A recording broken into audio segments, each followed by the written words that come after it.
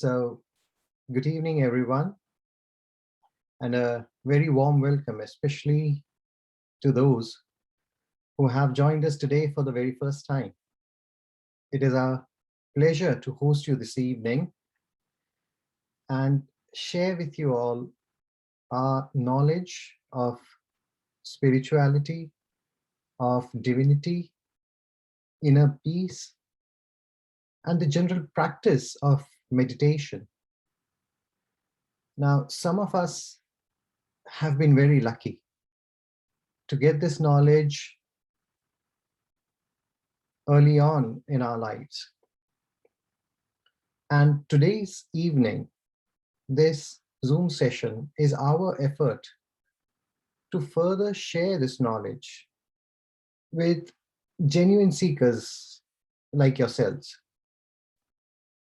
So today, apart from getting knowledge about meditation, we also get to experience self-realization. Now, what is self-realization? What's involved in it? We'll get to know more about that a little later in this session today. But let me start by setting the scene here so that you know what to expect out of this session today. Firstly, this is not just one session about introduction to meditation. In fact, this is going to be a series of sessions intended to give you a brief initiation into this practice, followed by a number of sessions that impart in-depth knowledge and help us to become our own masters. So for today, we will first get an introduction about Sahaja Yoga by Tim. And this will be followed by a short 15-minute speech by Srimataji, who is the founder of Sahaja Yoga. Next, Gennaro and Parvati will guide us to experience self-realization, after which we will seamlessly glide into some silent meditation, along with some music, lovely, beautiful music by David. At the end, we will have a Q&A session with Soni. So feel free to ask your questions either verbally, or you can send your questions through Zoom chat throughout this session. So without further ado, let us just relax ourselves and dive into today's session, into today's program. Hope you all enjoy today. Over to you, Tim. With you. Hi, and welcome to everybody. So we're just going to tell you a little bit about how Sahaja Yoga works. So Sahaja Yoga is a Sanskrit term, which literally means it's spontaneous, it's simple, it's something which is inbuilt and born within you. So within our system is the means to achieve this meditation very simply, very spontaneously. And the way it works is by an energy called as Kundalini. And so at the base of the spine, there is an energy there called Kundalini. And this is a mother energy. It's our own spiritual mother.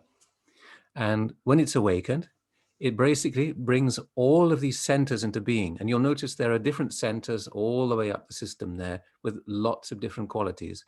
So in a physical sense, they're looking after the plexuses, they're looking after various nerve centers within our body, which look after also autonomic functions, all kinds of medical things like heartbeat. It's all taken place from the chakras. And as the Kundalini rises, it brings all of these centers into balance, which govern all of the organs and all of the functions, and brings us into balance completely. When it reaches the sixth center, it actually absorbs our thought and takes us beyond thinking into a new kind of awareness, which is known as thoughtless awareness. And that exactly is what meditation is. It's a different kind of a state called thoughtless awareness, mental silence. So it's not about the mind, it's not about the brain, it's about going beyond that, going beyond the mental silence to going beyond the emotions, beyond the mental capacity, sorry, to achieve that mental silence. So it's a very different kind of a state. And in the seventh center, we achieve what we call yoga, or that union of the individual with whatever is beyond, the all-pervading power, um, God's love, whatever you want to describe it as. And this is achieved at the top center. And Srimataji herself, who's the lady in the picture, was able to open this last center, this crown chakra called the Sahasrara, the thousand petal lotus, which is represented medically as the limbic area of the brain, the top of the brain, and emerges through the fontanelle area, the top of the head. She was able to open this chakra, and that is why so many people are able to spontaneously and easily get what we call as self-realization. So self-realization is this process. It's the process of Kundalini, that mother energy at the base of the spine, awakening or being awakened very easily, very spontaneously, rising through the system and taking us into that thoughtless state when it reaches this point above the head. So it's a very different kind of system to pre-opening of Sahasrara. So before, we would work on each chakra one by one. And after many lives, perhaps, you get to the point where the system would start to open up and you would achieve this spiritual yoga, this realization. But now it works the other way around. Because of the Sahasrara being open amongst all of us, when Kundalini is awakened, through this power of integration, because the Sahasrara chakra, the crown chakra, is the integration of all of those chakras, we are more able to get that Kundalini awakening from others who already have it. And there are many people that have received this directly from Shrimataji, but many have received it by others who already learnt it from others. So it's very easy to pass on. And even after today, it's very easy to teach your friends and to pass this feeling on, this ability. And one of the reasons, one of the reasons you know that it's working, because your nerves become enlightened, your fingers become enlightened, your toes become enlightened, and the system works in such a way that you're able to feel on your fingertips. As you can see in the chart there, the colors on the fingertips correspond to those centers.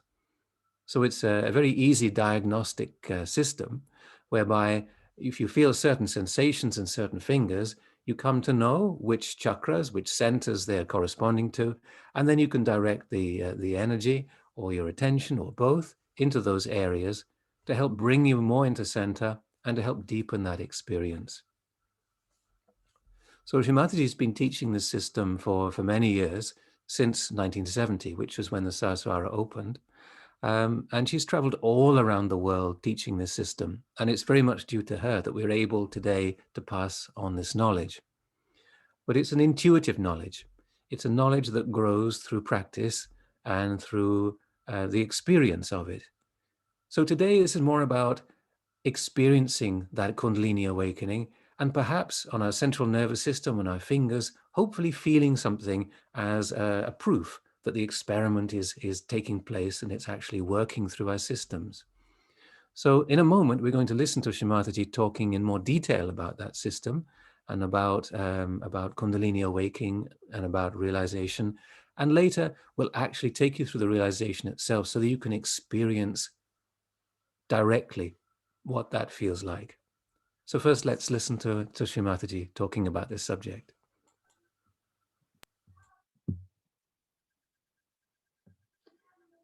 So now we'll be watching and listening to a talk by the founder of Sahaja Yoga meditation. And as Tim said, she will explain more in details what is actually this system in yoga within us. So you can just relax and maybe put your hands open up on your lap and with your full attention of what she's saying.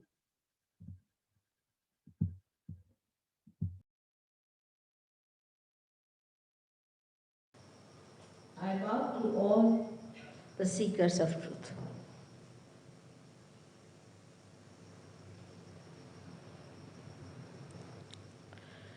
Just now, Albert has very clearly described to you the mechanism that is within us, which works out our self-realization. There is a mechanism, no doubt. When we are in this room, we see so many lights, and there is a mechanism behind this. But what we do is to just switch on, and the lights are there. So the whole mechanism is already built within us through our evolutionary process. Now we have reached at a point when we have to achieve the result of the evolutionary process. In the West, people had the quest to find out outside this body. I would say that they tried to find out the knowledge about the tree of life. But when the life is found out from outside, you can go up to a point. And the tree can also grow up to a point. You have to go to your roots. This is the knowledge of our roots. Now, to say that it comes from India or it comes from a particular region is not true. India being an ancient country, of course, they have been able to go deep into it. But even in the Bible, you get sentences like, I will appear before you like tongues of flames. And these centers really looks like tongues of flames. Then in the Quran also, it is there called as Asas, the Kundalini. It describes that you have to be connected with God. Otherwise, whatever you do in the name of God, you will become cruel and you will be disintegrated.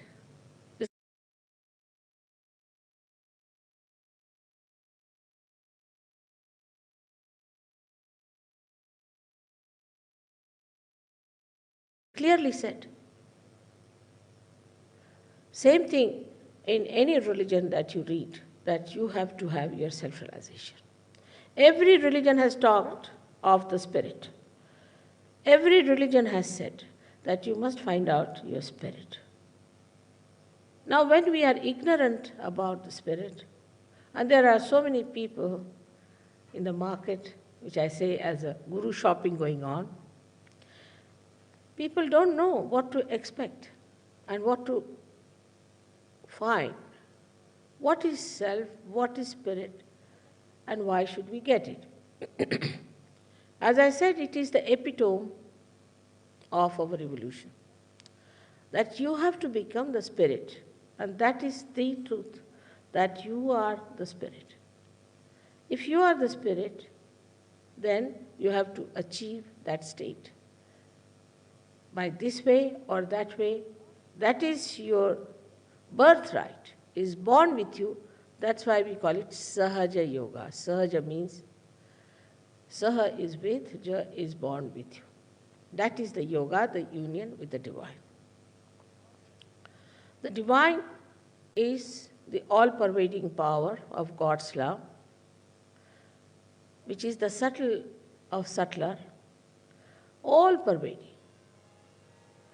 It exists in everything, and you have to feel it.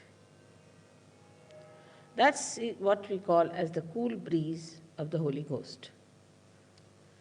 cool breeze of the Holy Ghost.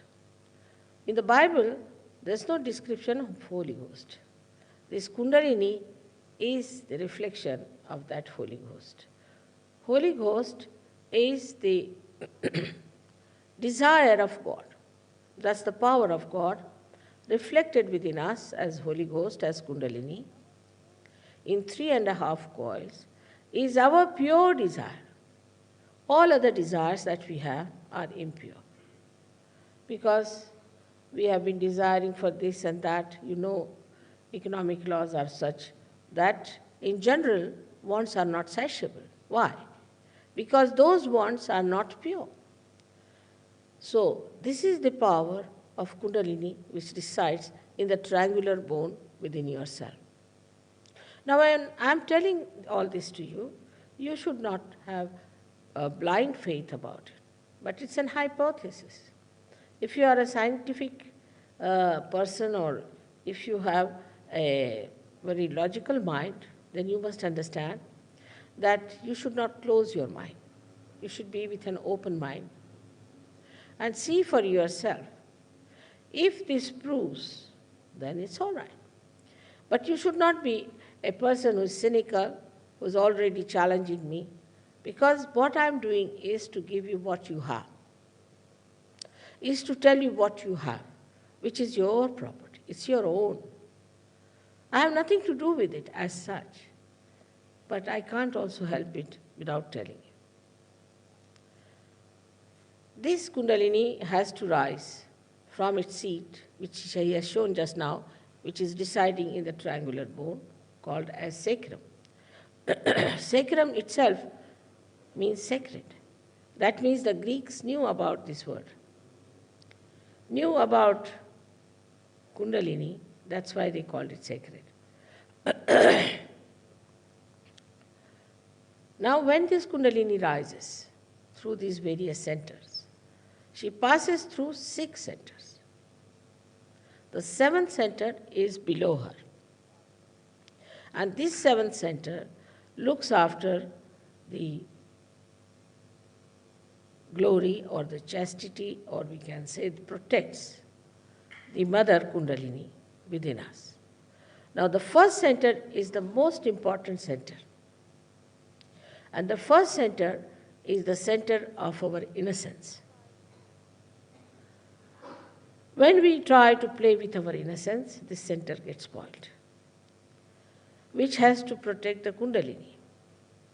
And when this center is spoiled, we can get into lots of problems. Nowadays, you can hear a big cry about this killer's disease, AIDS. We have to fight it. It's a wrong thing that we have done. One thing we must accept. And then we have to fight it. It's not difficult to fight this disease if you accept that you have lost your innocence. The trouble is, when people started getting the knowledge of the tree, they really went amok. They didn't know what to do with themselves. Now they're finished with this, they're finished with that, so now eat your nose or eat your eyes or eat your teeth, something like that. A maddening wave rushed into people. And they didn't know what to do with themselves, so they started practicing also sex. I would also blame Freud for that. In India, Freud won't be accepted at all. It's nonsense. Nobody can accept a theory where they say that you have all the time feelings of carnal love for your mother. Of course, this is ridiculous for us. But anything new has to be accepted. That's the modern idea. Anything new that comes to you, we must accept. Anything new may not be all right. The other day we were having a banquet, and I had a neighbor who was ambassador from Mexico. And he told me that, I know you don't like Freud and you like Jung, but Jung talked of the same old thing. I said, same old thing, but something new above it. Evolution takes place in that manner, that first you have the tree, and then you have the branches, then you have the leaves, and then you have the flowers, and then the flowers have the fruits. But if somebody just takes out a flower from somewhere and gives you, then you know that it's plastic. It must have some basis. It must have some tradition. It must be in our ancient books. It should be described by people who have lived before. Suddenly, if Mr. Freud comes up and says some new theory, it's like mushrooms. These people come up and start telling stories, and we believe in them. It's a fungus. Now, so I told the gentleman, I said, all right, we have eaten all kinds of food before. We haven't eaten the table. Why not we eat that? Because it's new.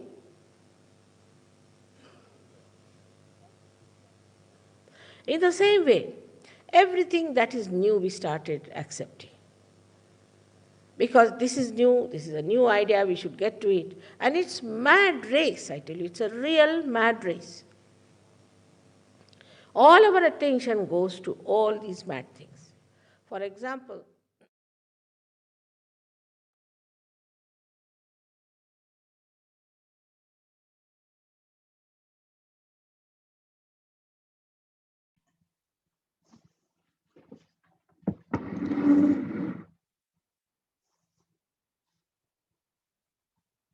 So we're going to go through the experience of self-realization. So as we've been told, both of your hands, they go on your lap, palm up, just rest on your lap. And we're going to work on the left side of our body.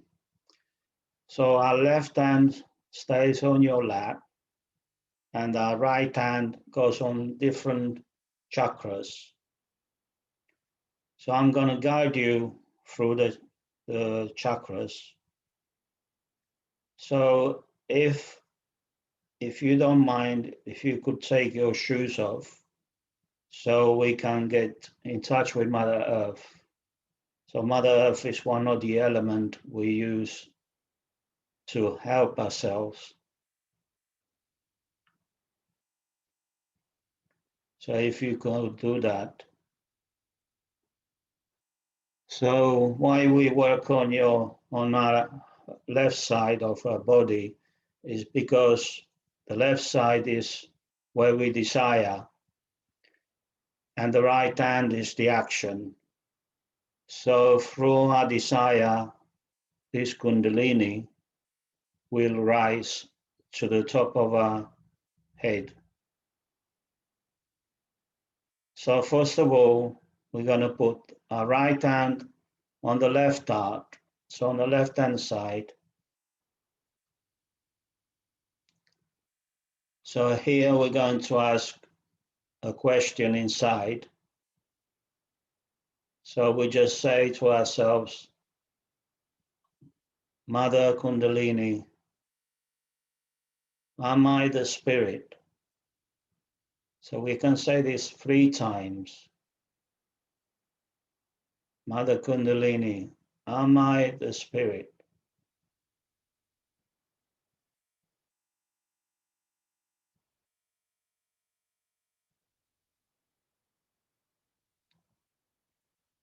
Then we bring our right hand under the rib cage on the left-hand side. And here we're going to say another question.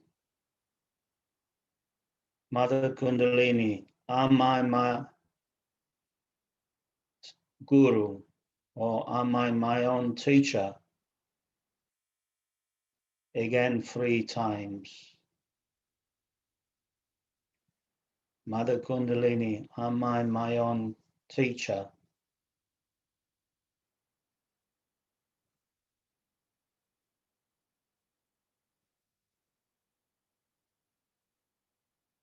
Then we bring our right hand in the groin area, where the leg meets the body on the left-hand side. So here, this is where our pure desire comes in. So with our pure desire, we ask this Kundalini to rise. So for 6 times, say, Mother Kundalini, please give me the pure knowledge. Mother Kundalini, please give me the pure knowledge.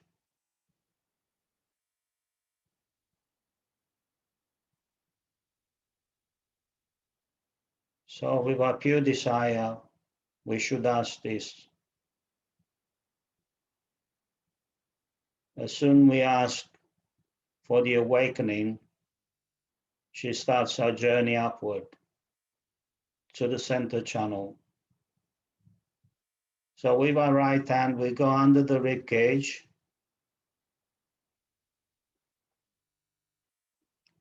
And here we say a few times, Mother Kundalini, I am my own teacher, or I am my own guru.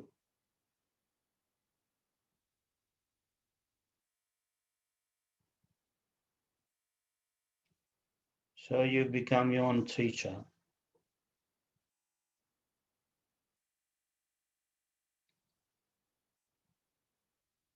Then we bring our right hand on our left-hand side of the heart. And here again we say a few times, Mother Kundalini, I am the spirit. I am the spirit.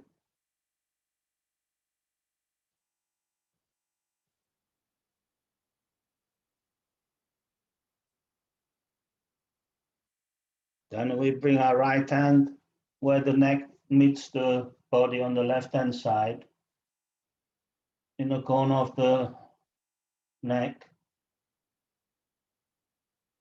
And here we say a few times, Mother Kundalini, I am not guilty of anything. Mother Kundalini, I am not guilty of anything.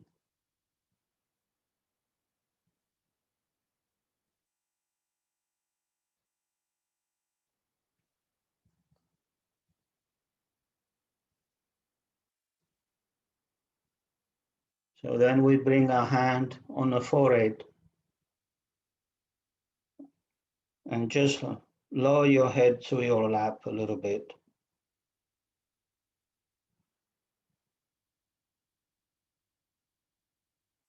Again, we say a few times, Mother Kundalini, I forgive everyone.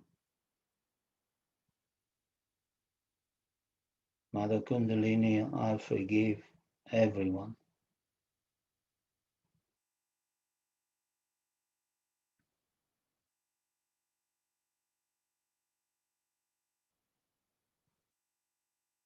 So then we bring our right hand on top of our head and just bring your finger back a little bit. So stretch your hand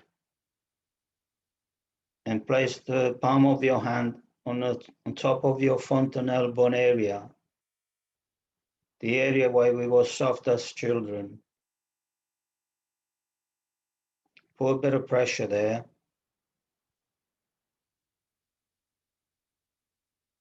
So this is our last chakra.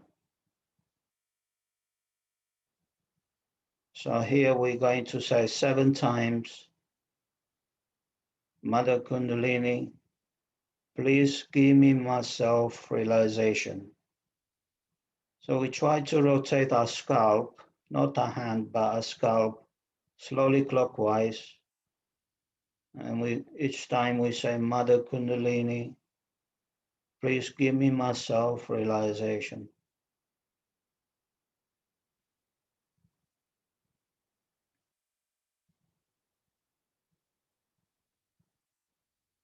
Mother Kundalini, please give me my self-realization. 7 times.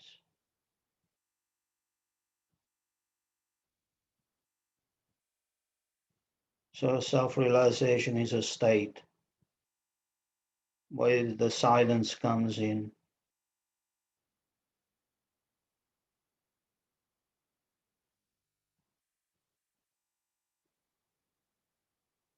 So when we done so, we bring our right hand on our lap and try to stay in silence for a few minutes.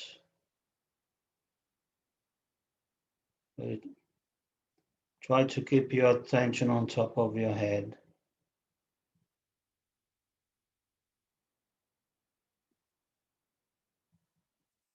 At the same time, be aware what's happening in your hands and on top of your head. If you feel any cold or warm,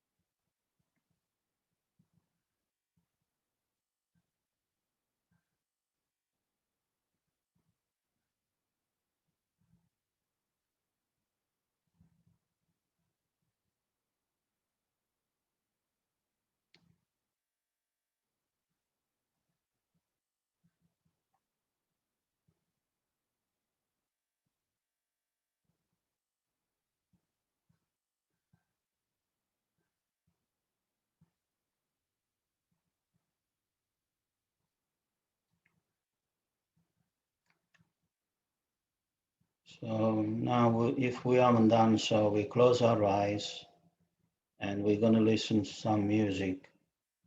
So we still keep our attention on top of our head.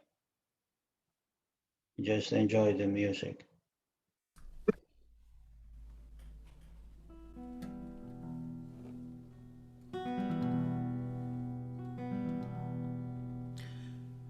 Jago,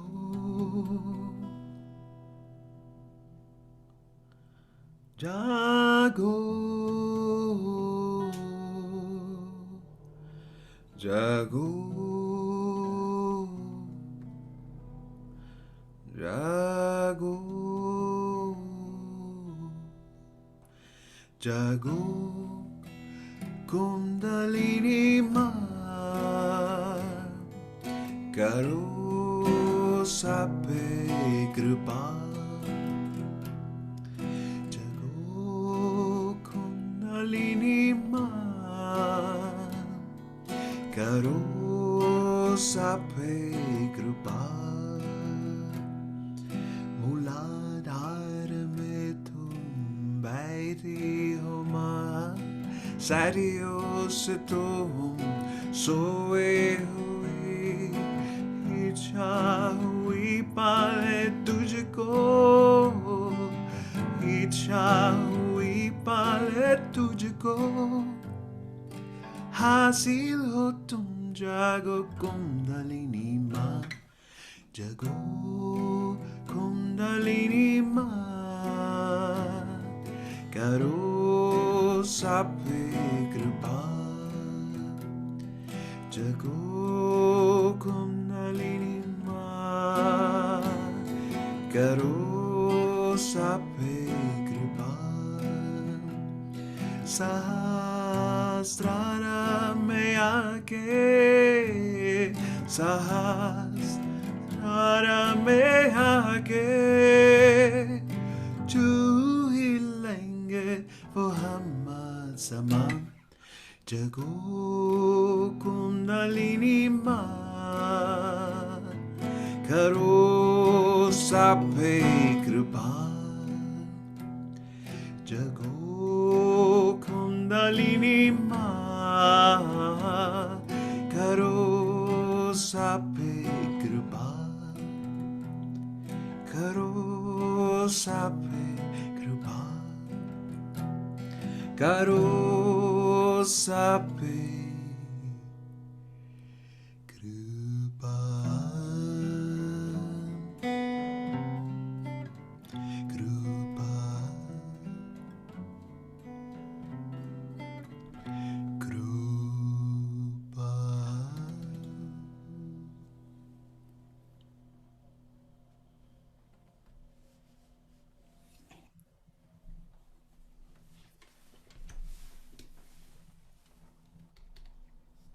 So now we can open our eyes and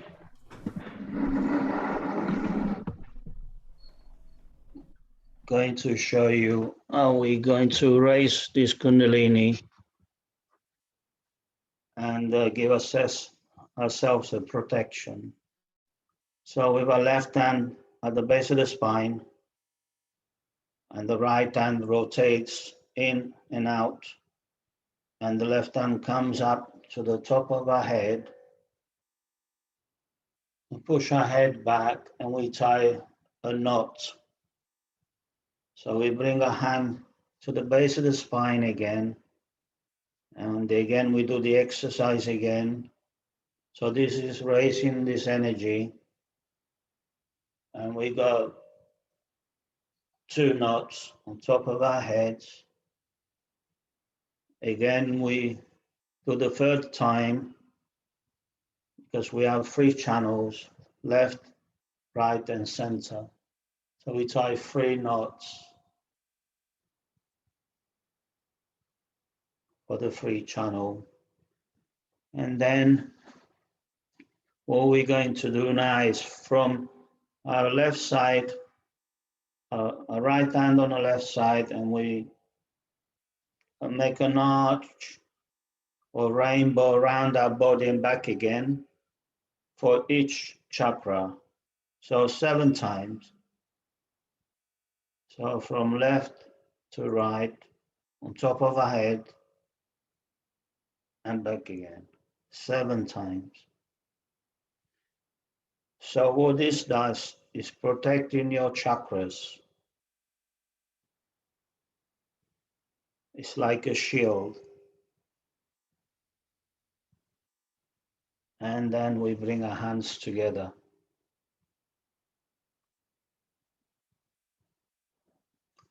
So as is shown on the screen, is a Kundalini and the bandhan.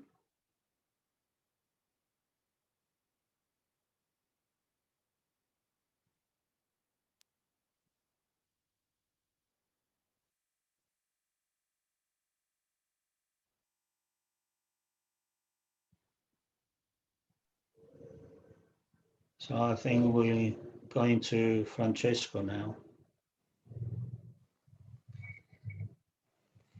Hi to everyone.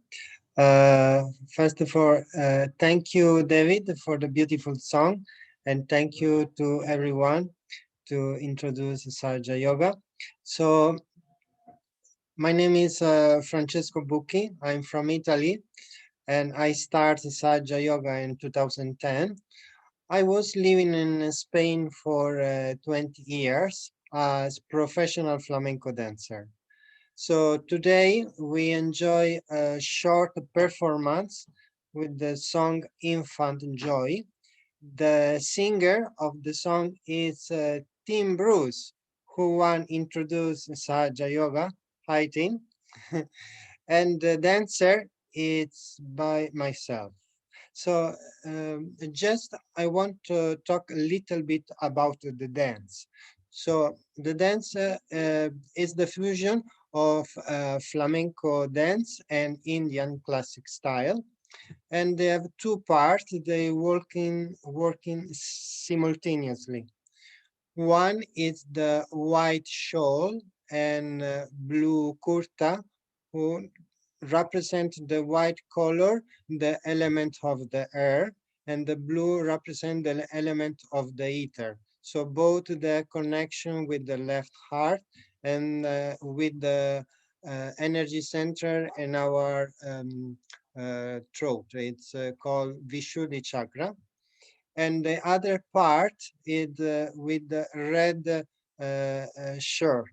So the red shirt represents the innocence, and the red color symbolize the first energy center in our central nervous system. It's called Muladhara. So, Tim, do you want to talk about a little bit the song?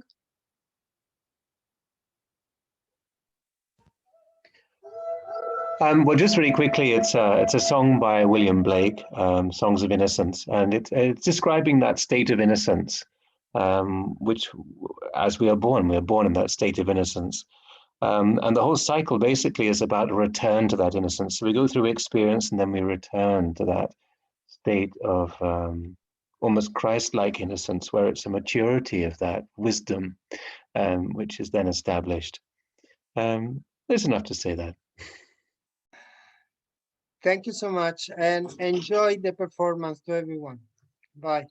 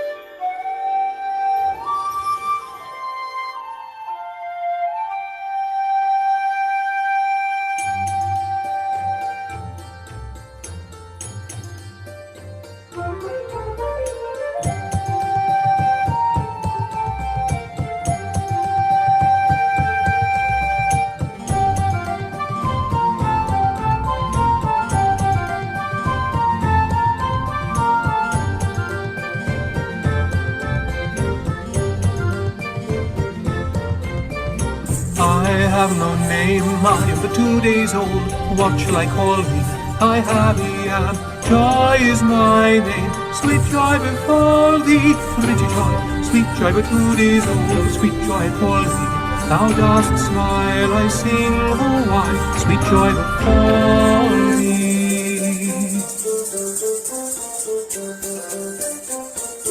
Sweet joy.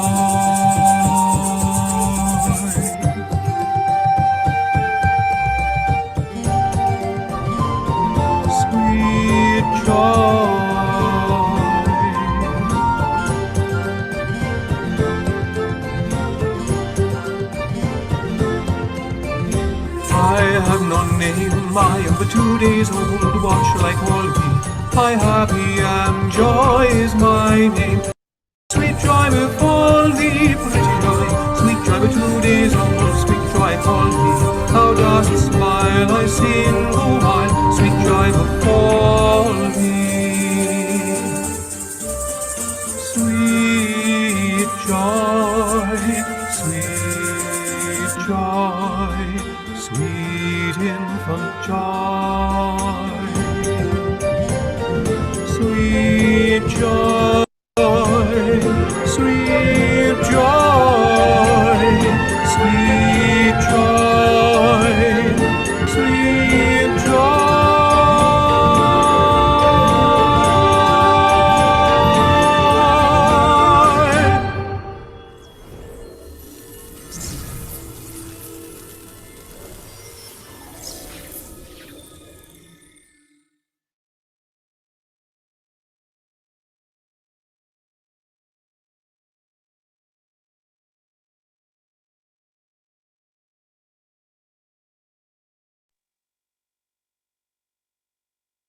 Thank you, Tim. Thank you, Francesco. What a beautiful performance. Thoroughly enjoyed it. Hope you all enjoyed it as well. So now after this short entertainment program, we would now like to move on to ask from you all if you have any questions, anything related to the experience, any question about Sahaja Yoga, meditation. You can either unmute yourself or you can write in the chat. Either ways, both works for us. Or even if you want to share an experience while meditating with us. So please feel free.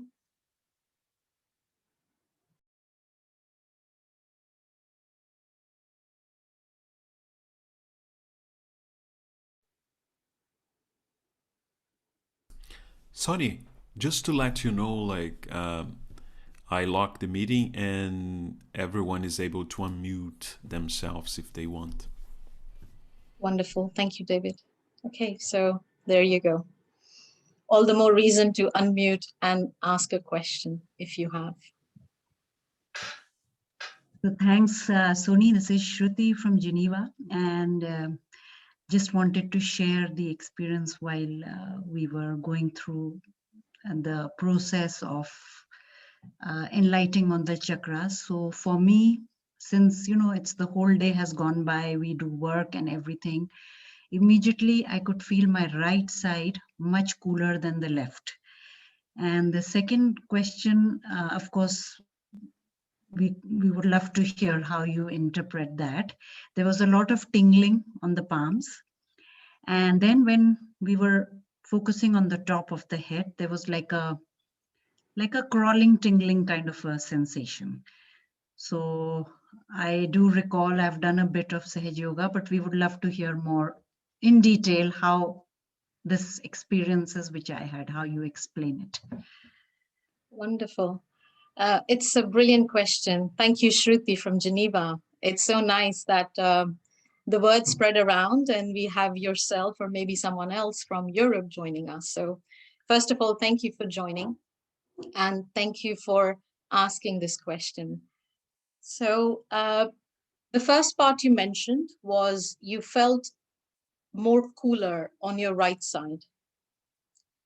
And it's something I like to touch down a little bit, that in Sahaja Yoga, as we went through the chart in the beginning, when Tim was explaining us about Sahaja Yoga, we saw different chakras. So we have 7 chakras, or we say 7 energy centers in us. Also, we have 3 channels. So left, right, and center. So left channel is to do with our desire. Also, it's to do with our past. Right side is to do with our action. So any activity which happens throughout the day, if it turns into, say, too much of thinking, perhaps an hyperactivity, too much of planning about future, or if we are a person who's constantly anxious or, sort of working towards future, then we may start to feel warmth on our right side. And when I say warmth on our right side, the way you can interpret in your daily life is that you'll feel more exhausted. You'll feel your brain is running 1,000,000 miles per hour, which your heart is not able to comprehend with. And then there is a clash with your mind, with your heart, and with your right side. So what Shruti mentioned about feeling cool on the right side means, with the help of the meditation, when the motherly energy, the kundalini, which is at the base of her spine, when it's awakened, it is actually clearing us as it's going towards, as it's progressing towards on our subtle system, and it's cleansing our channels as well. So with the help of our meditation, we can balance these channels. So what Shruti said about feeling cool was something that her right side felt a bit more relaxed after a busy day at work, after perhaps a chaotic day and so on. So this is one of the reasons. And then another bit you mentioned was about tingling and also feeling some sort of at the top of the head as well, a tingle. So tingling sensation is quite a common feeling, especially when it's your initial days of meditation. And the reason is the Kundalini energy, which is a dormant energy unless it's awakened. So it was awakened at the time when we were born. But as soon as we start to realize the world, as soon as we start to realize me, myself, mom, dad, this and that, this awakening of the energy, the Kundalini energy comes back, sits at the base of the spine. And today what we are doing is, with the help of Sahaja Yoga meditation, we are trying to awaken this energy within us. And imagine this energy is going up all the way onto our central nervous system, and it's trying to pierce through every single energy center to give us our state of thoughtless awareness. But in that process, because this energy has been dormant for years and years, or especially if it's your first time, so for years it's been a dormant state and it's getting awakened, so it may feel like a friction. So imagine Mother Kundalini is rising, but if any energy center, which is perhaps, you can say, a bit out of balance, and energy is trying to go up, with that sort of energy pushing and there is a blockage, then it creates a friction. And that friction can be felt as a tingling sensation. It can also be felt as a bit of warmth in our hands, or like prick or tingling.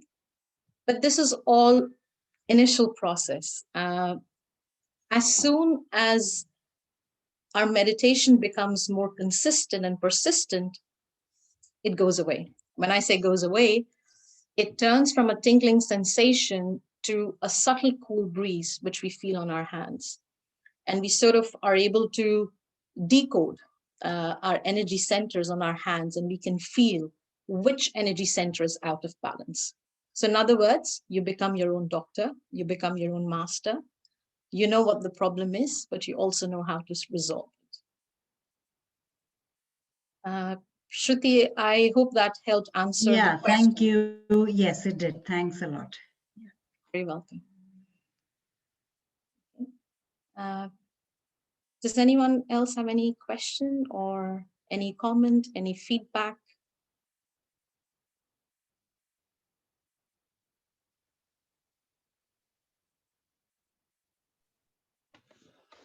Sonny, I wanted to ask, Gennaro mentioned that we do rainbow to protect our chakras. So would you just, let's say you're leaving the house for work, would you just do that to protect yourself and go? Brilliant question. Thank you, Inga. Yes, certainly. I mean, Sahaja Yoga, with the help of the teaching of the founder, Srimati Nirmala Devi, she has consolidated this knowledge, this deep, deep ocean of knowledge, into a very short, simplified version for a mankind to understand, take it in, and feel it. So what Inga mentioned is about when Gennaro is explaining about how we raise the Kundalini and put ourselves into Bandhan, which is clearly a protection which we are giving to ourselves, protection to our subtle system, which works on many different levels, physically, mentally, emotionally, psychologically. So doing that bandhan or protection really helps. And it is a recommendation. And as you proceed with your meditation, and if it is something for you, you want to continue, certainly, if you can remember to do it before stepping out of the house, because you're kind of creating that positive energy, that positive aura around you. And given the time we are living in this pandemic, it's certainly even more advisable to do so. And it does work. But of course, with time, when the faith is established a little bit more, when you understand a little bit more, it becomes more natural. So before stepping out of the house, in the morning, when you wake up, before going to bed, when you meditate, before meditating, after your meditation. So it can be used anytime. It's literally a shorter, simplified version of how we can, in a true sense, in a spiritual way, protect ourselves. Thank you. Welcome, Inga. Okay. Any other questions, any last ones before we move on to the last part of our program for tonight?